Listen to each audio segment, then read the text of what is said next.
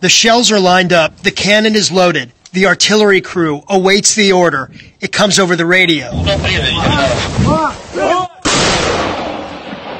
Day and night, the violent artillery duel that has come to define this war thunders across the front lines. Newsmax was given exclusive access to a Ukrainian artillery battery and field command center in the Donbas region of eastern Ukraine.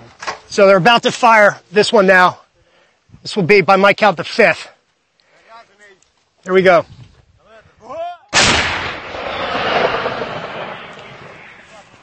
You can hear it sailing.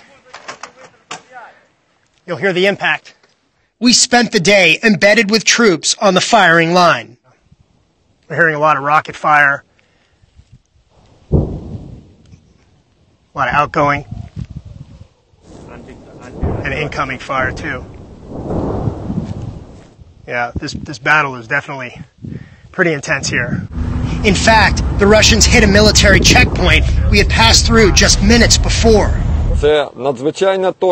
After our close call, we spoke to the battery commander, call sign Mercury.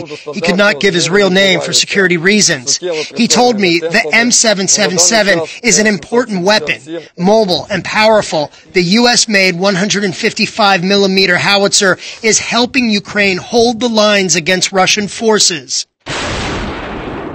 Ukraine has more than 100 M777s. Mercury said it can target Russian weapon storage facilities, artillery, and tanks, like this exclusive video given to Newsmax shows.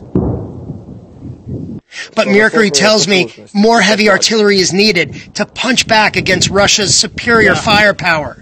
Russia continues a scorched earth campaign, bombarding Ukraine with rockets, artillery, and cluster bombs. Back on the firing line, Mercury said Ukraine hopes to one day manufacture its own M777s. For now, these soldiers will take all the help they can get.